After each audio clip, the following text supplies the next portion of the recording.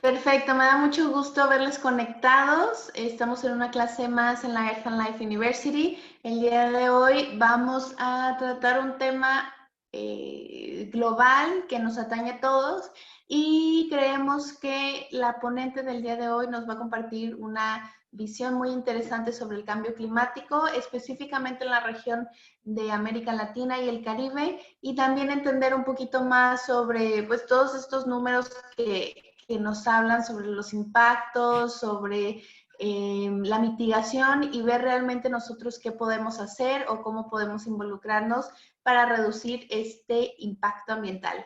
Para el día de hoy nos acompaña una persona con mucha experiencia. Ella es candidata a doctora por la UNAM en el doctorado de Economía Ecológica. Tiene amplia experiencia en temas de conservación de recursos y actualmente ha participado en la elaboración de diferentes políticas públicas, específicamente de la Ley de Seguridad Alimentaria en Oaxaca, y ayudó en el posicionamiento de la Ley General del Cambio Climático. Actualmente es investigadora y docente en la Universidad del Mar y el día de hoy nos está acompañando para esta clase.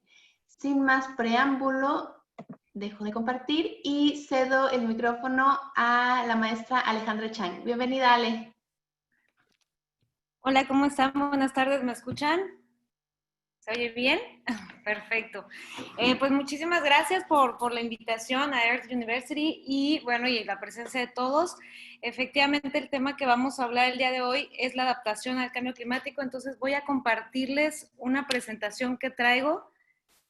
Permítanme. ¿Ahí se ve? ¿Sí? Ok. Bien.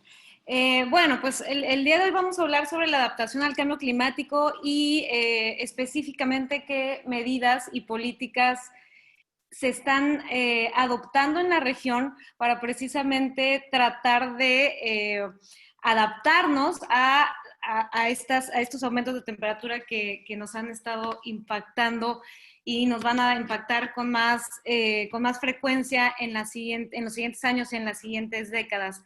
Me gustaría comenzar con un video, entonces le voy a dar clic aquí. Me dicen si lo pueden ver y si no, pues lo dejamos. Es un video de 4 minutos.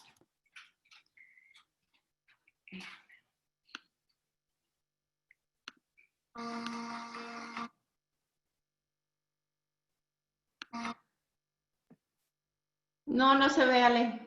¿No se ve el video? Sí, si puedes copiar y pegar igual el video en el chat para después verlo, Ok, nos ayudaría. lo pongo en el video, en el chat y ya lo comparto. Entonces voy a seguir con la presentación. Ahí ya regresé a la presentación, ¿verdad? Muy bien. Bueno, entonces me gustaría comenzar primero con la definición de qué es el cambio climático y de acuerdo al artículo primero de la Convención Marco de las Naciones Unidas para el Cambio Climático, en 1992 se reunieron los países y definieron al cambio climático como aquel cambio de clima atribuido directa o indirectamente a la actividad humana que altera la composición de la atmósfera mundial y que se suma a la variabilidad natural del clima observada durante periodos de tiempo comparables.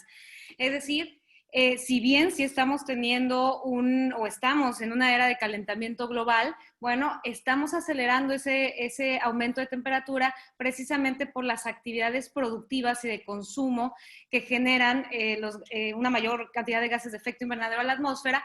Y entonces se acepta que hay un factor antropogénico que es el que está ocasionando ese aceleramiento del cambio climático, del calentamiento global. Si nosotros observamos una gráfica desde 1880, posterior a la revolución industrial, cuando comienza la revolución industrial, a partir de 1900 empezamos a ver una anomalía en la temperatura, o sea, un crecimiento cada vez mayor en la temperatura, y para el 2020 tenemos casi 1 grado centígrado de aumento de temperatura en la superficie terrestre. Eso obviamente es bastante desalentador porque habíamos tenido en millones de años, no había habido cambios tan acelerados en tan poco o en un corto periodo de tiempo, que estamos hablando de 120 años y estamos llegando casi a 1 grado centígrado, y obviamente todo esto ha tenido fuertes consecuencias sobre los ecosistemas, sobre los bosques, sobre los arrecifes de coral. Y los pronósticos tampoco son muy alentadores si seguimos consumiendo y produciendo al ritmo en que estamos, ¿no? Entonces, sabemos que este calentamiento, este aumento de temperatura está siendo ocasionada por esa emisión de gases de efecto invernadero que se lanza a la atmósfera. Y vamos a ver qué son los gases de efecto invernadero. Bueno, son aquellos gases en la atmósfera que son gases naturales, como el vapor de agua, dióxido de carbono, metano y óxido nitroso, que absorben la radiación infrarroja y estos atrapan el calor en la atmósfera. Entonces, estos gases están presentes naturalmente en la Tierra, pero al haber mayor producción a través de estas actividades antropogénicas, pues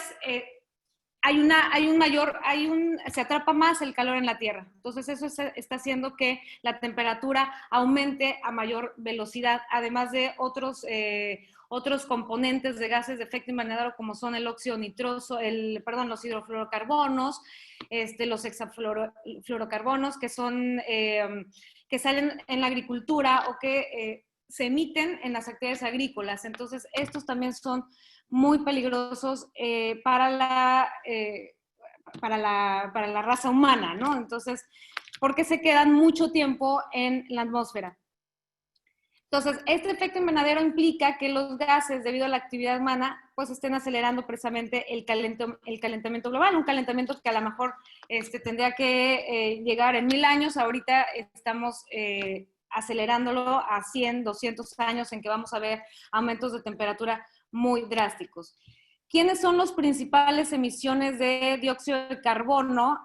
Principalmente China, que es el que más emite prácticamente el 30% de estas emisiones de gases de efecto invernadero en la atmósfera son producidas por China, seguidas de Estados Unidos, la India. Aquí, no aparece la Unión Europea, pero la Unión Europea vendría estando, los 24 países de la Unión Europea estarían en el tercer lugar, pero como son 24 países, aquí no los tomamos como global. Entonces, la India, Rusia, hasta que llegamos a México, que actualmente ocupa el lugar número 14 como emisor de gas de efecto invernadero.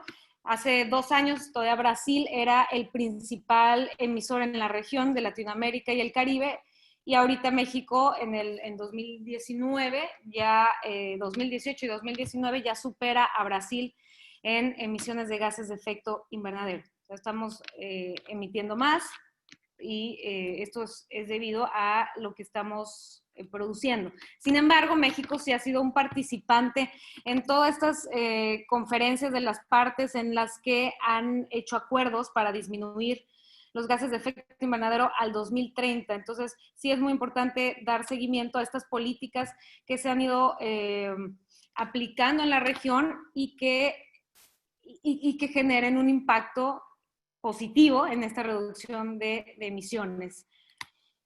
Los escenarios del panel intergubernamental del cambio climático son básicamente 4. En el escenario 1, que es el más positivo, es el escenario 2.6.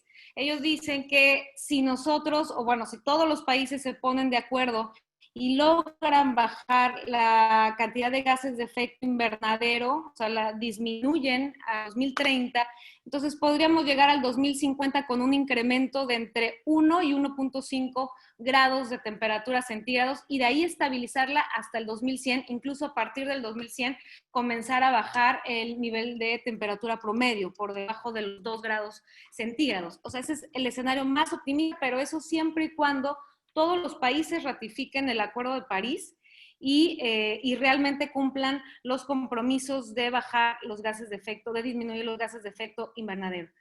En el escenario más negativo, que es el escenario 8.5, el IPCC calcula que para el 2050 podríamos estar teniendo una temperatura de 2 grados centígrados o por encima de los grados centígrados, y para el 2100 podríamos estar entre 4 grados, un poco menos, hasta 5 grados centígrados por encima de la temperatura después de la revolución industrial. Entonces, ¿qué impactos podría tener ese tipo de temperaturas? Pues van a ser impactos muy graves sobre la salud, sobre la biodiversidad, pero sobre todo en los sistemas económicos y sociales que obviamente se van a ver muy afectados.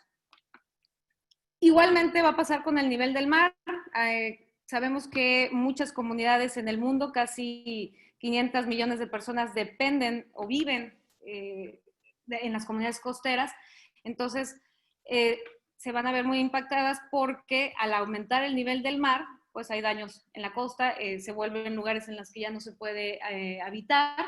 Entonces, también se corre el riesgo en el escenario 8.5 de que el nivel del mar llegue hasta 1 metro, ¿no? Entonces, eso quiere decir que muchas de las zonas costeras que actualmente conocemos, que actualmente observamos, van a estar bajo el agua. Entonces, va a haber un impacto migratorio también muy grande, un impacto migratorio mayor porque estas personas pues, van a tener que movilizarse a otras ciudades.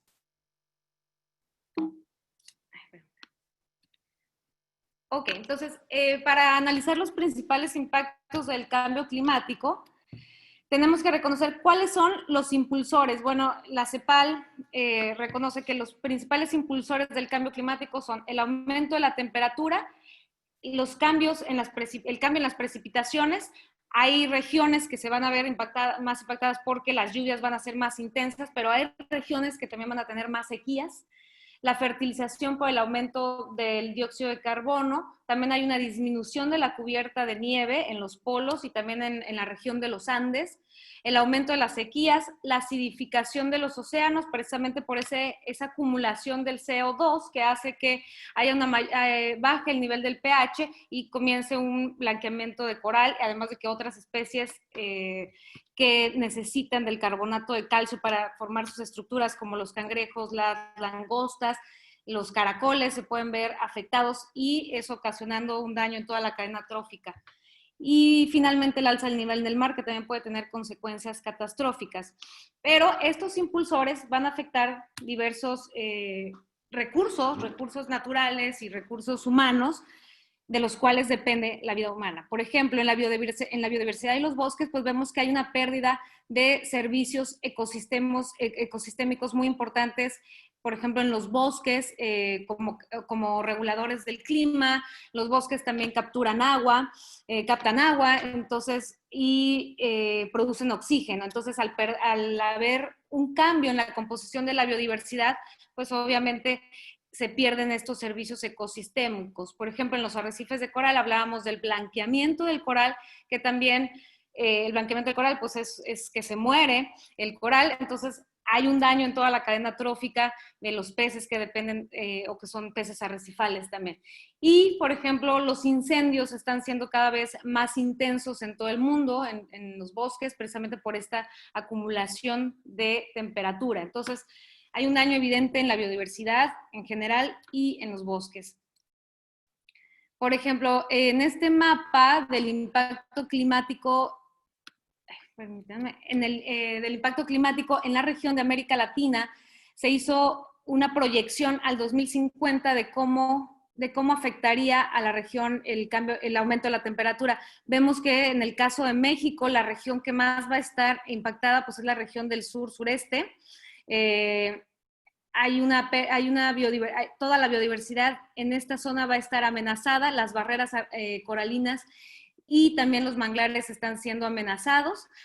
Toda la región de Centroamérica y la parte vendría siendo de Mesoamérica, hay un aumento de la vulnerabilidad a fenómenos atmosféricos extremos, es decir, vamos a estar teniendo huracanes de mayor intensidad o tormentas tropicales también de mayor intensidad y más seguidos, ¿no? Entonces, eso pone en situación de vulnerabilidad a muchos de los países y sobre todo a las personas que son los más vulnerables en esta región. Por otro lado, también vemos que, por ejemplo, en los estados de Oaxaca, de Chiapas y ya yéndonos más al sur, Guatemala, El Salvador, va a haber una disminución de las precipitaciones y al haber una disminución de las precipitaciones, pues también cambia la composición de la biodiversidad, afecta todo, ¿no? También tenemos costas amenazadas por el aumento del nivel del mar en la zona, en la región.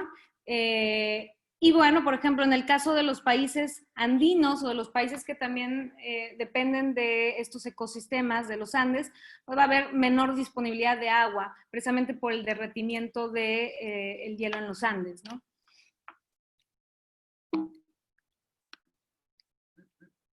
Ahora, en la agricultura, ¿qué vamos a estar observando? Pues que hay una pérdida de ingresos de los agricultores porque al haber más precipitaciones o cambios en las precipitaciones o más sequías, pues vamos a ver que los rendimientos agrícolas también van a caer. Y al caer los rendimientos agrícolas, hay una pérdida de bienestar en los agricultores que dependen de la agricultura y también el aumento de los precios de los productos agrícolas.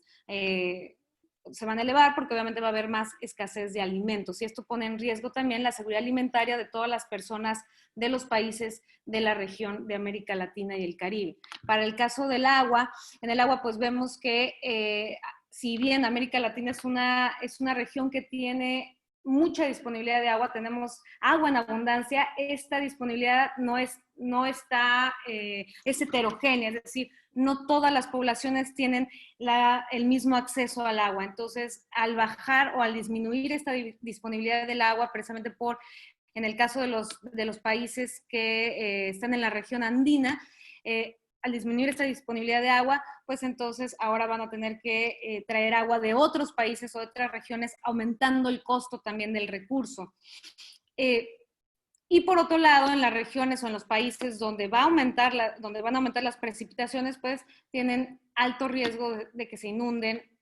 Incluso ya hay aquí en México cada año cuando entra un huracán de categoría 4, categoría 5, pues vemos fuertes inundaciones y junto con ello la pérdida de infraestructura básica, infraestructura social. Por eso es importante que las políticas de adaptación sean dirigidas a hacer a las comunidades más resilientes con infraestructura precisamente más resiliente, ¿no? Infraestructura básica para todas las comunidades que son más vulnerables a los fenómenos extremos, como los huracanes.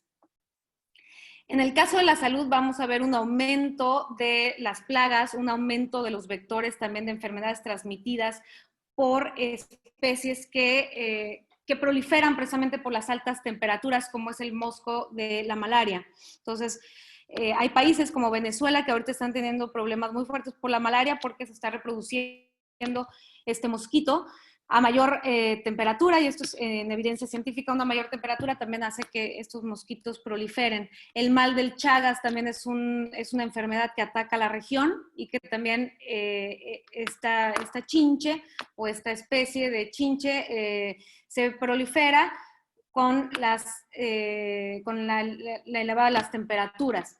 Y aquí tenemos también el mosquito del Zika. El Zika también se ha comprobado que a mayores temperaturas se reproduce este mosquito de Zika y que también puede llegar a ser muy peligroso en la salud. Este es un ejemplo, pero hay muchas otras plagas, muchos otros virus. En el video que les quería compartir, precisamente habla de cómo con el derretimiento de los polos, parte del permafrost en el polo norte, que se está derritiendo, está también dejando...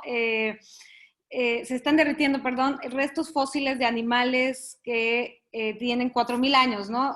Por ejemplo, hace poco se descubrió un lobo de hace 4.000 años y este lobo traía un virus de una determinada gripa, no recuerdo, creo que era la H1N1, no estoy muy segura, pero bueno, traía un virus para lo cual sí había vacuna, afortunadamente. Entonces es muy importante estar conscientes que este aumento de temperaturas también va a traer mayores virus, ¿no? No como lo que estamos viviendo ahorita, no quiere decir que el coronavirus sea una enfermedad directamente ocasionada por el cambio climático, pero sí hubo una interacción zoonótica entre un animal y un humano, y actualmente al nosotros estar invadiendo las fronteras también de muchas de las especies, empezamos a tener mayor interacción zoonótica y eso también puede ocasionar que nosotros nos infectemos de virus para los cuales somos vulnerables y para los cuales no hay una determinada cura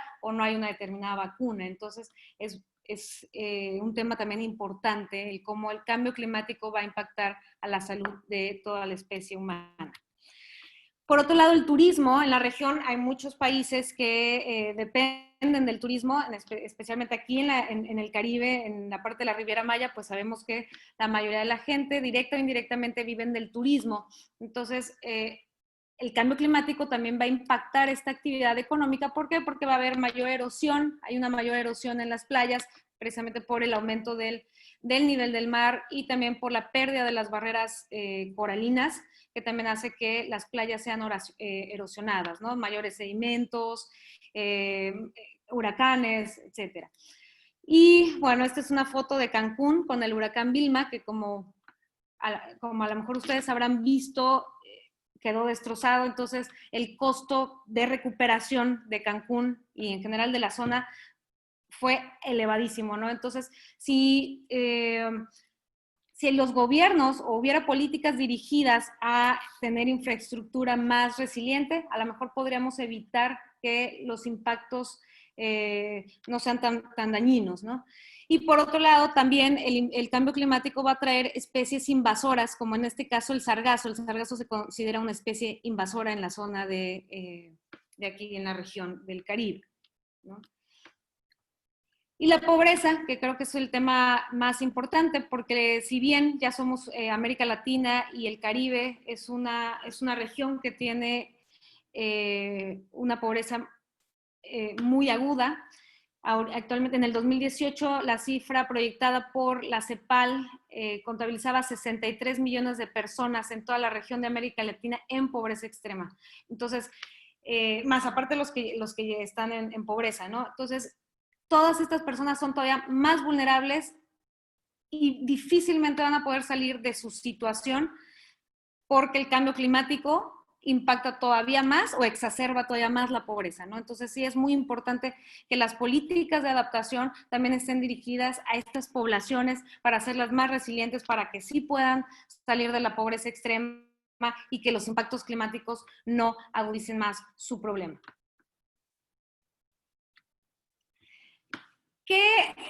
¿Qué tipo de respuesta se ha tenido ante todo este conocimiento que tenemos de los impactos? Bueno, ha habido muchas buenas intenciones de todos los países y cada año que se reúnen en las conferencias de las partes. Desde 1988 se formó el Panel Intergubernamental de Cambio Climático precisamente como iniciativa de que hubiera un grupo de expertos que cada año evaluaran con conocimientos científicos, además de la acumulación de la información y de la evidencia científica acerca del cambio climático, para que fuera dando seguimiento a precisamente estos cambios de temperatura. Luego, en 1992, se considera, o más bien se define el cambio climático y se reconoce que es necesario atacarlo.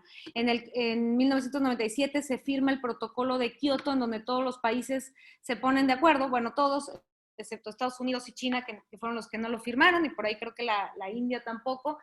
Entonces, en el protocolo de Kioto se hicieron dos bloques, los bloques de anexo 1 y los del no anexo. Los bloques del anexo eran las economías desarrolladas, que ellos tenían que, como compromiso, bajar la cantidad de emisiones de gases de efecto invernadero al 2012 a su nivel de 1990, pero esto no se logró. Y por otro lado, el bloque de los países del no anexo, que eran las economías en desarrollo, como México, se comprometieron a cada año decir cuántas emisiones de gases de efecto invernadero están lanzando a la atmósfera. Esto se hace, o sea, la información está, pero realmente llegó el 2012 y no se cumplió la meta. Ningún país había reducido la cantidad de gases de efecto invernadero a nivel de 1990. Y en el 2015 se vuelven a reunir todos los países en París, en la COP21, y ahí se logran poner de acuerdo, firman la Agenda 2030 para reducir los gases de efecto invernadero, o sea, estabilizar las emisiones de tal forma que al 2050 tengamos un incremento máximo de temperatura de 2 grados, pero la meta es 1.5 grados centígrados. Entonces, en el 2016, en el caso de México, ellos ratificaron el Acuerdo de París, y en el 2019, por ahí, Trump se retiró de los acuerdos de París. Entonces, esto, a pesar de que es una emergencia climática, pues creemos, o por lo menos yo considero que no se está tomando con la seriedad, como por ejemplo todos los países están atendiendo la emergencia sanitaria de ahorita con el coronavirus, pero en el caso de la emergencia climática es más difícil porque como tal no vemos los impactos directos o no los sentimos como tal. O sea, si llega una tormenta tropical, sabemos que nos afecta, o hay un huracán y sabemos que nos afecta, pero no lo vemos o no lo estamos tomando como un efecto del cambio climático. O sea, no decimos el cambio climático me está afectando, ¿no? O sea, decimos me está afectando la tormenta tropical y luego ponen, en el caso de México, ponen el plan de N3, se soluciona todo, vuelven a invertir, las comunidades se levantan y todo sigue como si nada, pero realmente no estamos atacando la raíz del problema, o todos los países más bien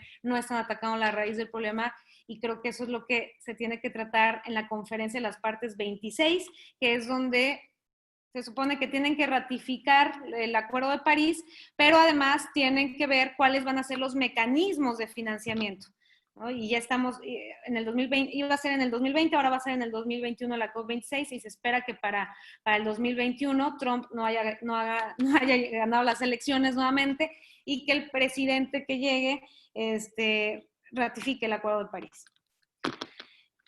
Bueno, y ya entrando al tema de políticas de adaptación, ¿qué son las políticas de adaptación? Es el ajuste en los sistemas naturales o humanos como respuesta a estímulos climáticos que pueden moderar el daño. Es decir, a diferencia de las políticas de mitigación, que son aquellas que me van a servir para reducir las emisiones de gases de efecto invernadero y estabilizar la temperatura, en el caso de la adaptación, yo asumo que ya hay una proyección de ese aumento de temperatura que va a tener impactos. Desconocemos qué tan drásticos van a ser los impactos, pero sabemos que ya hay impactos y que se van a ir agudizando. Entonces, aceptando eso, lo que hacen las políticas de adaptación es precisamente ajustar los sistemas, es decir, hacerlos más resilientes a lo que potencialmente pueda venir o pueda dañar el cambio climático.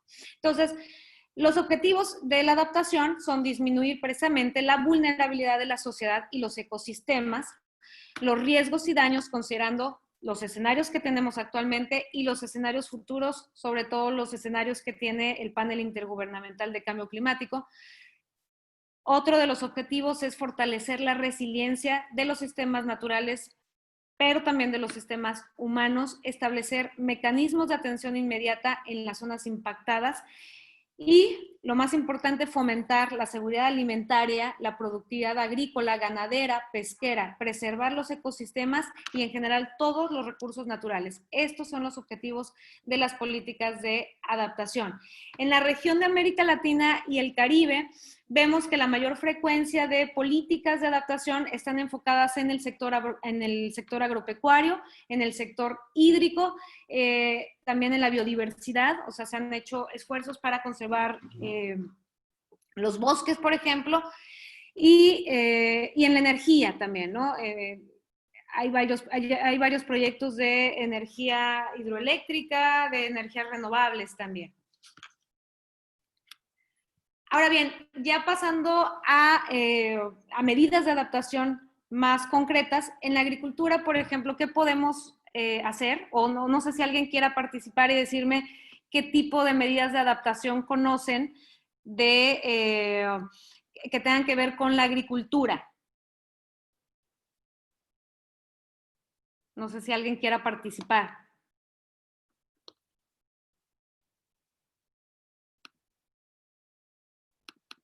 ¿No? Bueno, entonces continúo.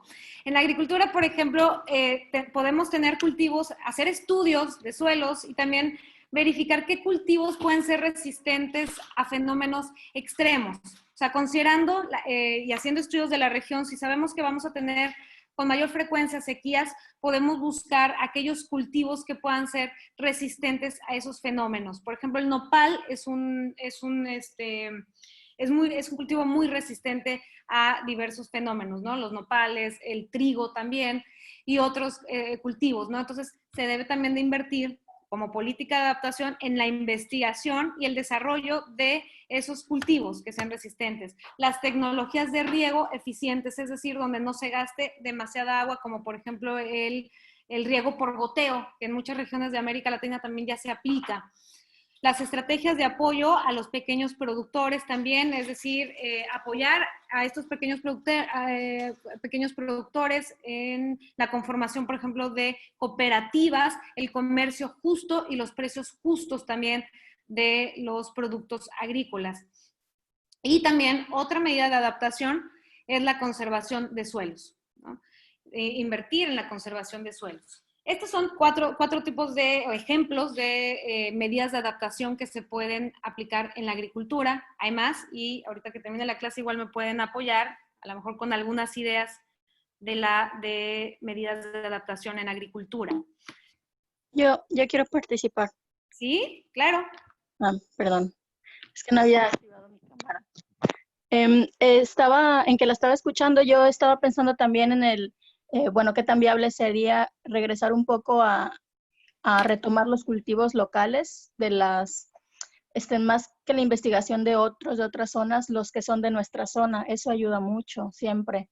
O sea, darle prioridad a las plantas nativas, a las plantas locales, a los frutos locales, y en la medida que se meten frutos que son de otros lugares, pues que sean muy cuidadosos por cómo se manejan estas plantas. Y esa es una cosa. Y la otra, pues tender cada vez más a la agroforestería, que bueno, todo sea un ciclo, ¿no? O sea, todo lo que vas a tener alimente a otro, pues no sé cómo llamarle, como subproductos, sí, eso, que todo sea como una granja que tenga un ciclo como tendiente a la economía circular, algo así, no sé, eso. Sí, totalmente de acuerdo. Creo que siempre tenemos que principalmente apoyar los cultivos locales. Yo tampoco soy partidaria de la introducción de otras especies, pero considerando que va a haber un cambio en las precipitaciones y va a haber un cambio en la temperatura, va a haber un cambio de la composición de la biodiversidad. Entonces, si bien sí tenemos que proteger los cultivos nativos, hay muchas poblaciones, como por ejemplo en los Andes, que se están derritiendo, que van a tener que buscar otro tipo de cultivos y volver a adaptarse. Por eso cuando hablamos de medidas de adaptación es precisamente buscar aquellos ajustes necesarios tanto a los sistemas naturales como a los sistemas locales. Sin llegar a forzar del todo, ¿no? Porque también puede tener sus consecuencias, como bien dices, el introducir otro tipo de especies. Entonces, sí es bien importante la investigación y desarrollo de estos cultivos y siempre tener como prioridad las nativas. ¿Okay? Entonces, muchas gracias por el comentario. ¿Alguien más? ¿No? Bueno, entonces continúo. En el caso de los bosques y la biodiversidad, hay distintas políticas de adaptación que se han estado implementando. Por ejemplo, en el caso de los arrecifes de coral, hay como tipo viveros, pero en el mar, que ya se han estado haciendo, en donde se plantan los coralitos, se plantan por ejemplo, en estas tuberías o se hunden barquitos y entonces se hacen estos como cultivos de los corales para lograr conformar una barrera arrecifal. Las barreras arrecifales nos sirven también para mitigar el impacto de los huracanes, ¿no? Entonces son muy importantes en las zonas. Sabemos que aquí hay o están en riesgo la pérdida de la barrera arrecifal en muchas zonas. Y este tipo de prácticas o este tipo de políticas nos pueden ayudar a revertir eso, ¿no?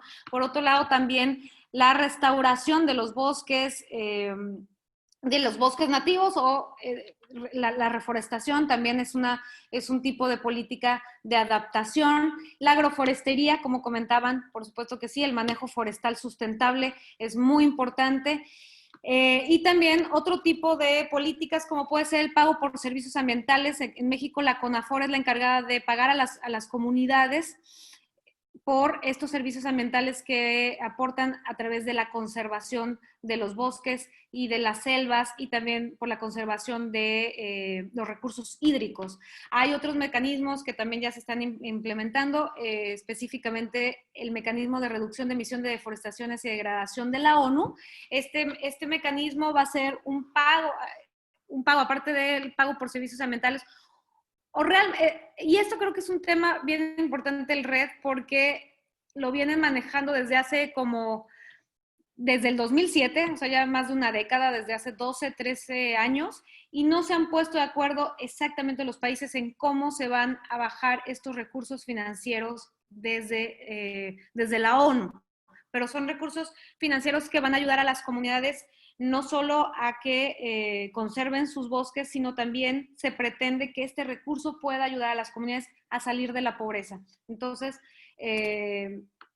es un recurso bastante importante. En México ya hay algunos estados que están haciendo proyectos piloto y están recibiendo estos recursos de emisiones por deforestación y degradación, como Oaxaca, Chiapas y creo que ya, esos son los 2 estados que tienen por ahí proyectos RED. Pero en general en México sí hay programas de pago por servicios ambientales, y creo que aquí es donde más se necesitan hacer evaluaciones, porque no sé qué tanto estén ayudando a la conservación estas transferencias monetarias a las comunidades, ¿no? Hay lugares, por ejemplo, en Oaxaca, que a pesar de que están recibiendo pago por servicios ambientales, se sigue deforestando, y la tala clandestina es muy común en muchas zonas de bosque, ¿no? Entonces hay que hacer una evaluación profunda, porque el pago por servicios ambientales no es más que la compensación por conservar. Entonces, lo que tú estás dispuesto a recibir porque tú conserves los bosques y conserves junto con ello todos los servicios ecosistémicos de los bosques. Entonces, si se sigue haciendo o hay una gran deforestación en México, es probable que este tipo de programas necesite ser evaluado. Por otro lado, en las ciudades se pueden aplicar políticas de adaptación, pues viendo qué cultivos pueden ser eficientes en ciudades, como por ejemplo también podríamos apostarle a la hidroponía, los techos verdes también, pero también es muy necesario hacer ciudades resilientes. ¿Esto qué quiere decir? Que sabemos que el cambio climático pues va a traer como consecuencia mayor frecuencia de fenómenos extremos como huracanes de categoría 5, entonces tenemos que hacer que la infraestructura sea resiliente, que sea una infraestructura buena y de calidad, que haga que las ciudades, por ejemplo, no se inunden, que tengan zonas de captación de agua, y sobre todo que haya alertas tempranas, sistemas de alertas tempranas. México lo tiene sistemas de alerta temprana ante fenómenos como por ejemplo los sismos, ¿no? Entonces es bien importante que todos los países de la región inviertan en este tipo de políticas de adaptación para hacer ciudades más resilientes, y que las ciudades también tengan esa adaptación al cambio climático. Finalmente, en el caso del agua, hay varias políticas de adaptación que también podemos hacer, como por ejemplo los captadores de agua de lluvia. Es importante invertir en estrategias tecnologías que capten agua. ¿Cómo podemos captar agua de lluvia? ¿Cómo podemos obtener más agua? Bueno, pues reforestando también. Si reforestamos y conservamos las cuencas, los bosques, vamos a tener un mayor un mayor volumen de agua, de captación de agua, y por lo tanto vamos a solucionar el problema de la escasez. Otra medida sería el reuso o la reutilización de las aguas residuales tratadas, ¿no? En todos los países, bueno, aquí dice Perú, pero en todos los países también se debe de invertir en infraestructura de estas plantas de tratamiento residuales, hacerlas más eficientes y reutilizar esta agua, como por ejemplo en la agricultura. En la agricultura se puede reutilizar las aguas residuales. Y lo más importante, el manejo integral de cuencas hidrográficas. El manejo integral de cuencas, por ejemplo, también puede traer como una característica el ordenamiento territorial, en donde también entra un factor muy importante que es la gobernanza, es decir, hacer que las comunidades manejen sus propios recursos naturales a través de sus conocimientos, de sus usos y costumbres. Ellos saben cómo cuidar sus recursos, ellos pueden implementar sus propias políticas, sus propios cultivos, conservarlos, cuidarlos y hacer comunidades a la vez más resilientes resilientes con esto, ¿no? Entonces, es muy importante este tipo de medidas de adaptación para preservar el recurso hídrico. En la energía, pues sabemos que hay diferentes tipos de energía que pueden servir como medidas de adaptación, pero tenemos que ser conscientes que cuando hablamos de adaptación, no precisamente usamos la energía para bajar la cantidad de gases de efecto invernadero, sino para adaptarnos, ¿no? Entonces también tenemos que hacer el análisis del territorio, el análisis de las comunidades en donde van a en el caso de la energía eólica, en donde se van a poner los ventiladores, en el caso de los paneles solares, de la energía solar, en donde se van a poner estos paneles solares que sean eficientes. También las energías generadas por las hidroeléctricas también son muy importantes, entonces se requieren como políticas de adaptación el estudio de en dónde se pueden poner estas hidroeléctricas de manera que no impacten de manera negativa a las poblaciones que habitan o cohabitan en estas zonas, ¿no? Otra medida de adaptación es que la infraestructura de energía a través por la cual nos llega la energía, pues tiene que ser una infraestructura de calidad, de manera que cuando lleguen eventos extremos no nos quedemos sin luz, o sea, que no haya poblaciones que se queden sin energía eléctrica. Y bueno, y siempre apostar a las energías renovables, ¿no? Estar conscientes que tenemos que llevar a cabo ese cambio de la matriz energética. Sí, sabemos que va a ser muy difícil que en pocos años abandonemos como tal los combustibles fósiles, pero sí tenemos que hacer esa transición ya urgente a las energías renovables. Y finalmente, en la salud, ¿qué medidas de adaptación podemos hacer? Pues primero y principalmente adoptar una mejor dieta. Es decir, sabemos que va a haber más virus, sabemos que va a haber más interacción con virus, con bacterias en la medida en que se deshielen los polos y en la medida en que aumenten las temperaturas, como ya vimos, va a haber mayores vectores de enfermedades transmitidas. Entonces, tenemos que hacernos... Y ahorita ya lo estamos viviendo, ¿no? Lo estamos viviendo con el coronavirus, que sabemos que tenemos que tener una buena dieta, sabemos que debemos de estar saludables, hacer ejercicio. Entonces, es bien importante que las personas sean conscientes de cuidarse también a sí mismas, ¿no? Tener infraestructura hospitalaria adecuada. Y creo que después de esta experiencia en todos los países creo que sí van a aumentar este tipo de inversiones o van a aumentar el presupuesto el presupuesto público para hacer o fortalecer la infraestructura hospitalaria, el consumo de agua potable, que todas las comunidades, que todas las personas tengan acceso a agua potable, es muy importante también como medida de adaptación, y sobre todo la investigación y la inversión en investigación y desarrollo para precisamente tener o saber sobre las curas de estas enfermedades. Por ejemplo, en el caso de las Chagas, todavía es una enfermedad que mata a millones de personas cada año. En México se piensa que hay alrededor de 800,000 personas infectadas de mal de Chagas, ¿no? Pero como es una enfermedad silenciosa, es una enfermedad que muchas veces las personas llegan a fallecer de un infarto, como en el caso de las Chagas, y no se sabe, simplemente se le da su diagnóstico de que fue del corazón, ¿no? Entonces, es bien importante, además de que el mal de Chagas ataca mucho en las zonas rurales. Y muchas veces las personas sí son picadas por el animalito, pero ellos no recurren a hacerse el análisis o no recurren a ver si lo que tenía la chinche era el mal de Chagas o el vector transmisor de esta enfermedad. Entonces, sí es muy importante invertir en investigación, en mayor investigación en este tipo de enfermedades, como el Zika, el dengue, el dengue hemorrágico, la malaria, todas aquellas enfermedades que son o que van a ser, que van a aumentar precisamente por el impacto del cambio climático. Ahora bien, ya vimos qué medidas de adaptación podemos hacer en la región.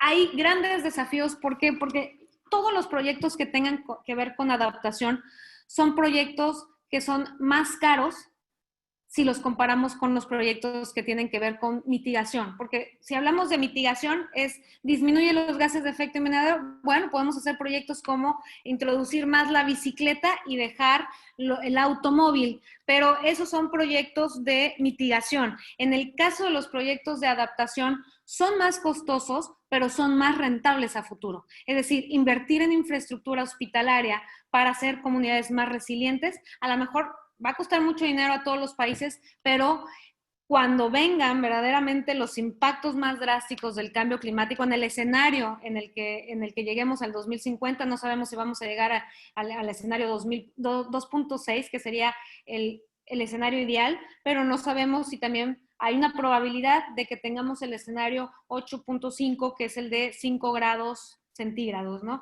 En ese escenario, pues sí tendríamos efectos catastróficos y para cuando eso suceda, tenemos que en la región de América Latina y el Caribe tener comunidades resilientes, tener comunidades fortalecidas con menor desigualdad económica y más saludables, ¿no? Entonces, todo este tipo de inversiones, si bien los rendimientos son a futuro, pues podrían hacer que los países, cuando llegue el 2050, algo que les iba a costar 6% de su Producto Interno Bruto, ahora con el impacto y teniendo comunidades resilientes, ahora a lo mejor un evento extremo como un huracán, a lo mejor les costaría el 1% de su Producto Interno Bruto o menos del 1% de su Producto Interno Bruto, estos impactos, ¿no? Entonces, si bien no, las políticas de adaptación son costosas, sí se pueden hacer grandes esfuerzos. Creo que en América Latina se están haciendo estos esfuerzos. Hay proyectos, por ejemplo, aquí en México que están, que son a debate, que es como el Tren Maya y que ahorita podemos platicar de eso. ¿Por qué? Porque al final de cuentas, a fin de cuentas sabemos que necesitamos que nuestras comunidades, que nuestra población salga de la pobreza. Entonces necesitamos seguir de alguna forma produciendo, pero tenemos que buscar la forma de producir de manera más limpia, de manera más sostenible, ¿no? Entonces, por un lado, necesitamos consolidar esas metas económicas y sociales, pero por otro lado sabemos que la medida de crecimiento económico que hemos adoptado a lo largo de los años, que es el Producto Interno Bruto y que no es más que la suma de todas las de toda la producción, tiene una estrecha relación con la emisión de los gases de efecto invernadero. Entonces, sí necesitamos producir, pero vamos buscando la forma de hacer transformaciones estructurales y modificar los patrones, no solamente de la producción, de cómo se produce, sino también de cómo consumimos, ¿no?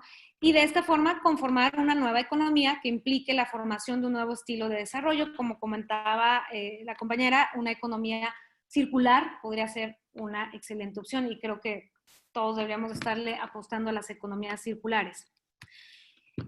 Por otro lado, sabemos que la región presenta una condición asimétrica relacionada con la economía del cambio climático. ¿Y esto qué quiere decir? Bueno, que si bien la región no ha sido un emisor históricamente importante, sabemos que los principales emisores son China, Estados Unidos, la Unión Europea y la India por su nivel de producción, incluso Rusia también. Pero a pesar de que nosotros no somos un emisor significativo, nuestros países, los países de la región, son altamente vulnerables a todos los impactos del cambio climático. Entonces, es por eso que son muy importantes las políticas, invertir en esas políticas de adaptación. También lo son las de mitigación y en otra clase, si me dan de nuevo la oportunidad, podríamos ver ya más a fondo también las políticas de mitigación, que esas son o tienen que ser a corto plazo precisamente para cumplir las metas de los acuerdos de París. Finalmente, los impactos en América Latina y el Caribe son heterogéneos, es decir, impactan con mayor fuerza a aquellas poblaciones que tienen los más bajos ingresos, por ejemplo, en las zonas costeras, en las comunidades más pobres son las que más se ven impactadas de estos eventos extremos. Entonces, sí es muy importante dirigir las políticas a este grupo de personas, porque a pesar de que este grupo de personas realmente su consumo no es altamente contaminante, es decir, si analizamos la huella ecológica de las comunidades más pobres en México, pues es mínima. ¿Okay? Ellos no lanzan gran cantidad de gases de efecto invernadero a la atmósfera y sin embargo son los que más están pagando el costo de este cambio, de esta fuerte emisión de gases de efecto invernadero y por lo tanto van a ser ellos los que más daño o más daño les haga el cambio climático. Entonces, hasta aquí llega mi presentación. No sé si tengan preguntas.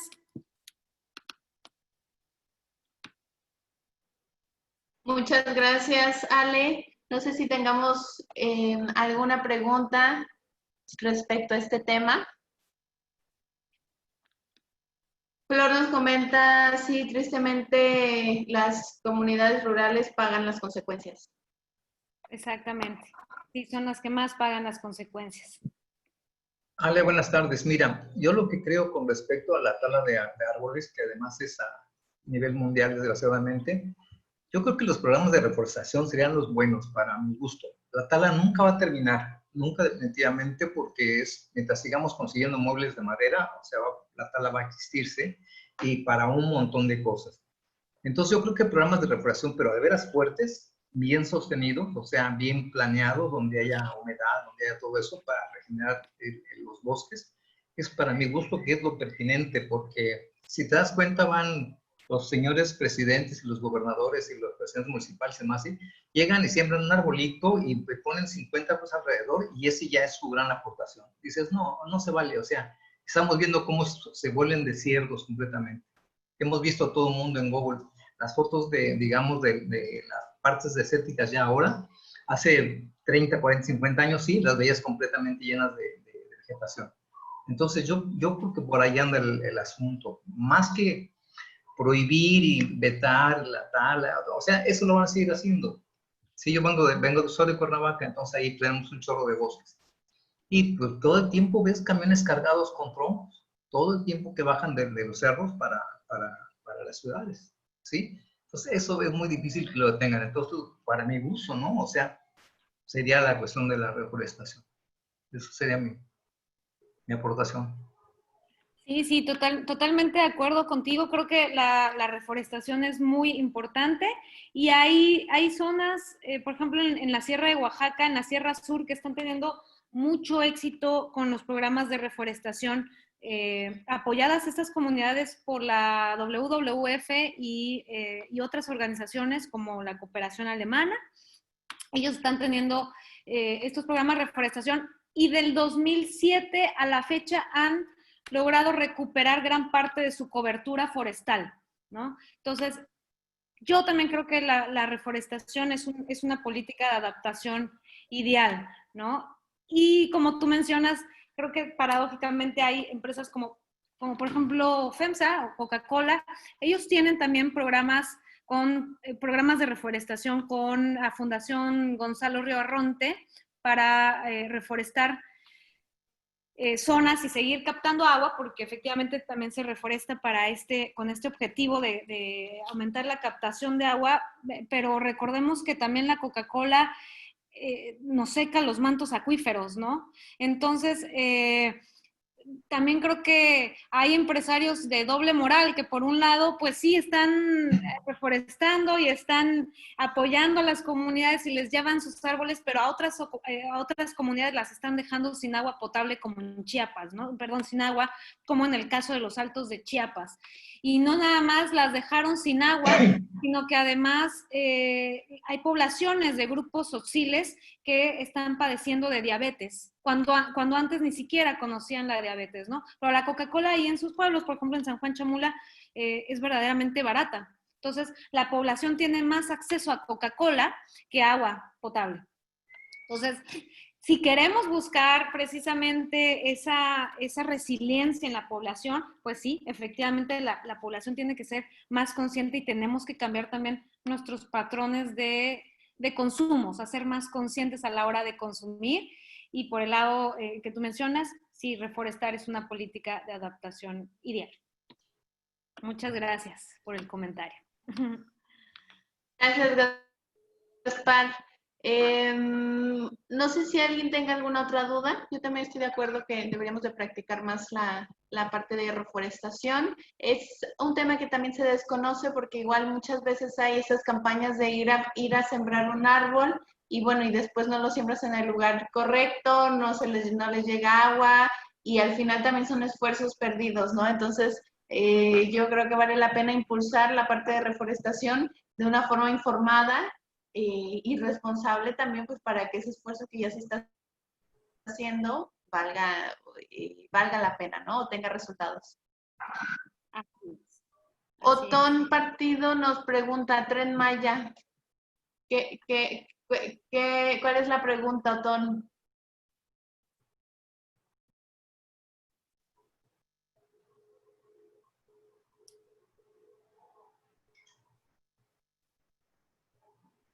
Según tu opinión, Ale, ¿cuál sería la valoración general del proyecto?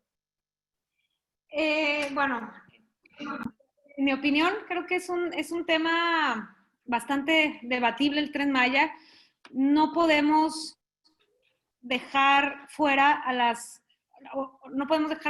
comunidades en el sentido en el que yo soy una persona que apoya la gobernanza de los recursos naturales, ¿no? Es decir, yo estudio sobre gobernanza y considero que las comunidades son quienes tienen que manejar sus propios recursos naturales y generar estas comunidades el desarrollo sostenible. Sin embargo, hay opiniones muy encontradas al respecto de este proyecto. ¿Por qué? Porque por un lado hay comunidades que sí quieren que se lleve a cabo el proyecto. Hay otras comunidades, por ejemplo, en Chiapas y en Campeche, que se oponen fuertemente a este proyecto. Pero y creo que se tiene que transparentar también estas evaluaciones de impacto ambiental que se han hecho. Porque por un lado se menciona que no va a impactar tan negativamente a los recursos naturales de la zona. Por ahí se mencionaba que el 70% de la cobertura de la selva quedaría intacta, ¿no? Es decir, sí puede haber un daño del 30%. Ok, eso nos lo están diciendo y está muy bien, pero ahora, ¿qué va a representar ese 30% de pérdida de los recursos naturales? ¿Cómo les va a impactar a las comunidades? ¿O de qué manera el Tren Maya, a lo mejor cuando ya empiece a funcionar y que busquemos precisamente esa distribución más equitativa de la riqueza, o sea, de lo que buscamos es que haya menor desigualdad en la población. Entonces, si realmente el Tren Maya es un proyecto bien pensado y va a compensar a las comunidades y esa compensación las puede volver más resilientes a los impactos del cambio climático, me parece que es un proyecto bueno. Pero si esa compensación va a ser mínima y las van a dejar en el mismo nivel de vulnerabilidad como hasta ahora, o mayor, porque van a tener un 30% de pérdida de recursos naturales, entonces creo que no sería un proyecto adecuado para la zona.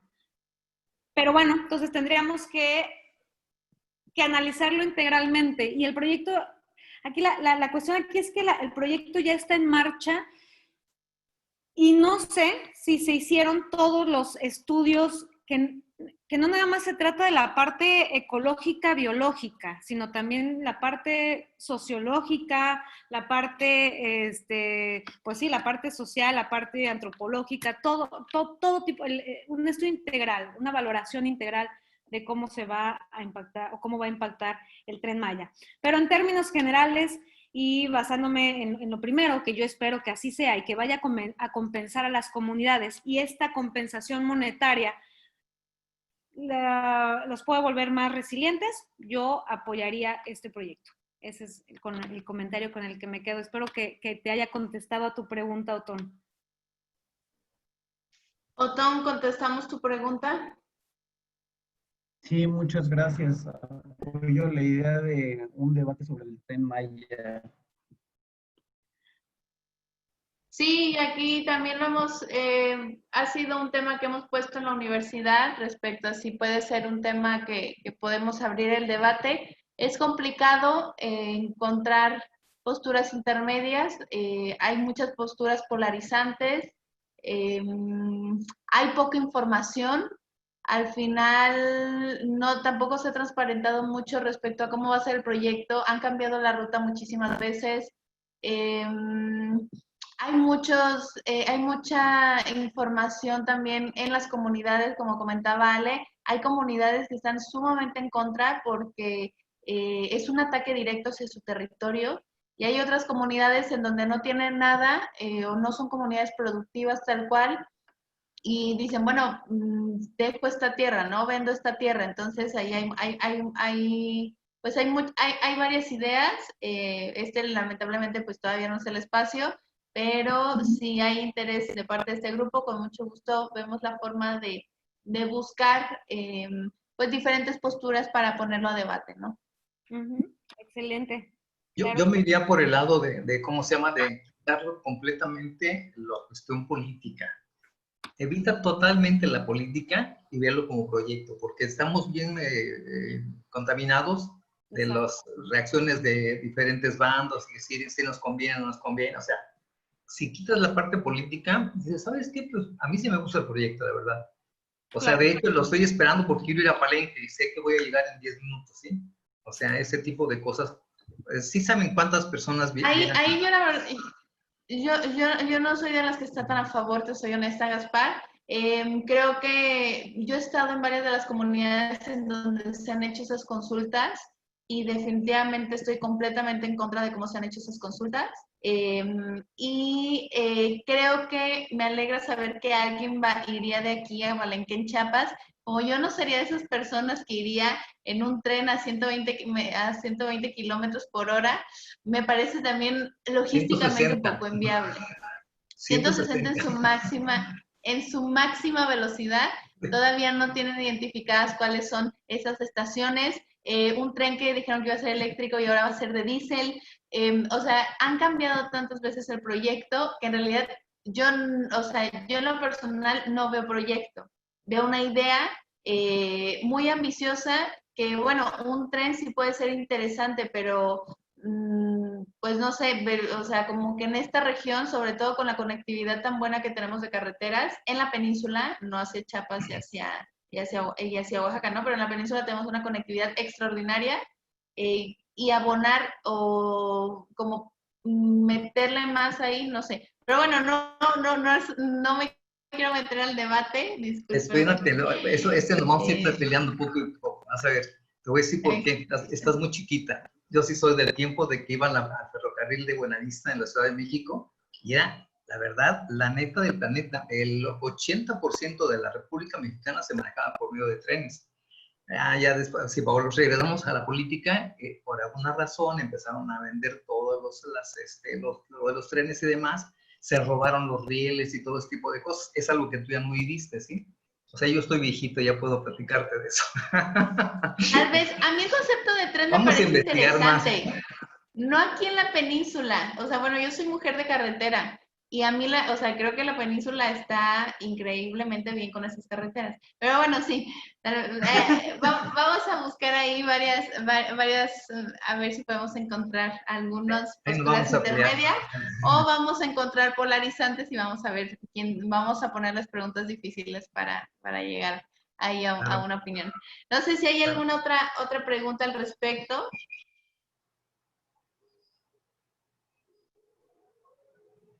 ¿No? Otón, ¿quieres abrir el micrófono? Sí, perdón. Yo nada más quería comentar dos cosas que me parecen importantes para este debate. Uno es por dónde pase. O sea, si va de Escárcega a Quintana Roo sin cruzar la selva, pues puede ser interesante, ¿no? Pero ese es un tema. Y otro tema es que muchas veces los críticos omiten que hay un programa de ONU Habitat que está colaborando con el gobierno para el proyecto. Entonces, pues habría que ver cuáles son los términos de colaboración de ONU Habitat con Fonatur. Incluso yo creo que sería interesantísimo invitar a alguien de Fonatur que explicara ciertas cosas, porque como muchos temas nacionales, pues creo que son debates a ciegas, ¿no? Estoy pensando, por ejemplo, en el aeropuerto. O sea, no se conocen muchos detalles que llevaron a la cancelación del aeropuerto. Entonces, pues eso yo creo que también demerita mucho la calidad de los debates, ¿no? Porque, bueno, pues también hay que ver las dos posiciones.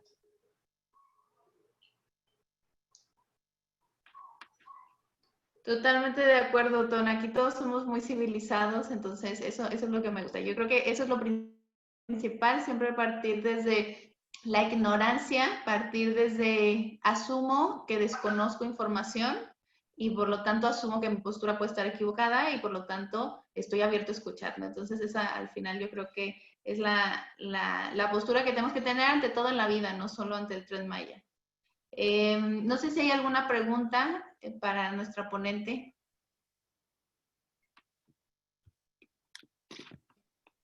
Vale, pues aquí por acá nos comenta, iPhone, no sé si es Fernando, dice, ustedes lo han dicho, se robarán las vías y será otro elefante blanco. Ya tenemos ahí otra postura. Perfecto, gusto en verte, Melín.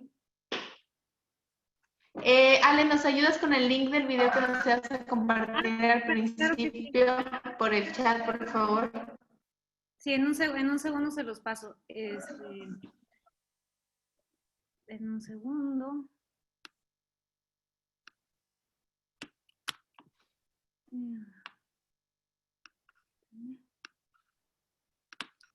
Okay.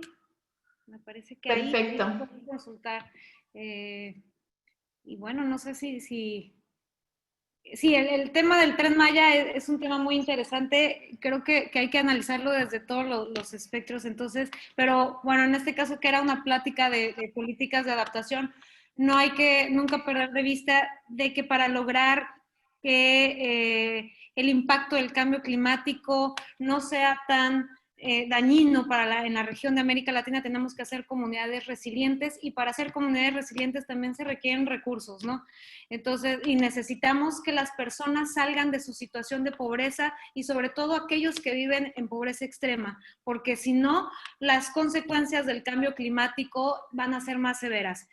En el caso del proyecto del Tren Maya, lo que les comentaba, si el daño ecológico no va a ser tan severo y puede ayudar a las comunidades a salir de su situación de pobreza para que en un futuro puedan enfrentar escenarios dramáticos del cambio climático, pues va a ser un buen proyecto, ¿no? Porque al final de cuentas son comunidades, sobre todo las comunidades de Chiapas, Oaxaca, que han sido comunidades golpeadas a lo largo de toda su vida. Toda la existencia de estas comunidades han sido golpeadas económicamente, socialmente, políticamente, y ahorita también padecen el tema de la delincuencia organizada, ¿no? O sea, también son comunidades que están siendo amenazadas y que de alguna forma tenemos que voltearlas a ver y no como decía el compañero Gaspar, no politizar el tema como tal, sino analizarlo profundamente dentro de todos, ¿no? Dentro como un tema transdisciplinario, ¿no? En el tema sociológico, en el tema antropológico, en el tema económico, en el tema social, biológico, ecológico. Entonces, con eso se pueden llegar o podemos tener éxito con estas medidas de adaptación al cambio climático. Y bueno, pues les agradezco a todos su presencia. Aquí, Ale, perdón, Melín se animó a preguntar algo. ¿Apoyar al turismo en las comunidades sería una opción para ayudar o lo contrario? Apoyar al turismo en las comunidades es una buena opción, ¿no? El turismo, por ejemplo, hoy en día se maneja mucho el ecoturismo. Yo creo que el ecoturismo es una buena política de adaptación al cambio climático porque mantienes los recursos naturales, conservas los recursos naturales de la región o de las comunidades, y aparte de todo, la gente se vuelve más consciente y valora más los ecosistemas, ¿no? En mi tesis de maestría yo hice una valoración económica de los arrecifes del coral del Pacífico mexicano, y dentro de mis conclusiones están de que aquellas personas que tienen o que han estado en más contacto con el ecosistema, con los arrecifes de coral, son los que más están dispuestos a pagar por su conservación. Entonces, y dispuestos a pagar por su conservación se refiere a lo que en un escenario hipotético ellos podrían aportar para un fondo de conservación, ¿no? Entonces se necesita que las personas conozcamos, en general, conozcamos esa biodiversidad y estar en contacto con la biodiversidad y estar cerca de la biodiversidad para poderla valorar. De lo contrario, si no la conocemos, no la podemos valorar y no podemos pues llegar a conservarla. ¿Okay? No va a haber servicios ecosistémicos que nos aporta esta biodiversidad. Entonces sí, creo que es una opción apoyar al ecoturismo, no un turismo depredador, no un turismo que nada más llega a destruir y a tirar basura y nada, ¿no? Un turismo consciente y responsable. Resolvimos tu duda, Melín. Sí, totalmente de acuerdo. Aquí en Cancún, Riviera Maya, Tulum va para allá, este turismo depredador. Lamentablemente no aprendemos a hacer las cosas y también hay mucha falta de educación de muchos turistas, ¿no? Entonces también hay que ser turistas más conscientes, nosotros mismos, incluso viviendo en Playa del Carmen, al visitar Tulum, al visitar algunas ruinas, ser conscientes de, bueno, el impacto que estamos dejando, de evitar tocar las ruinas o tomar los cuidados de no tirar basura y todo eso, ¿no?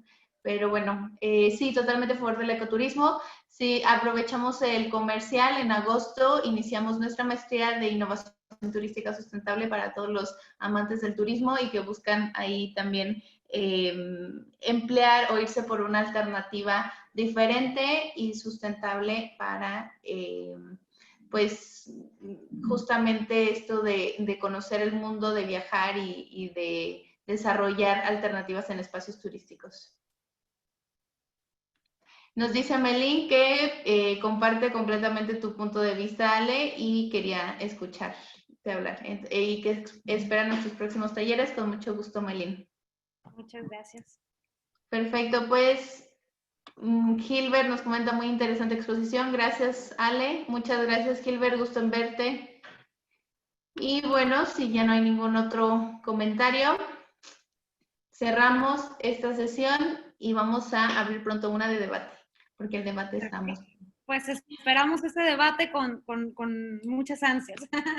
Va, perfecto. Pues un gusto verles a todos. Que tengan una extraordinaria tarde, fin de semana. Muchas gracias. Cuídense. Gracias. Bye, bye.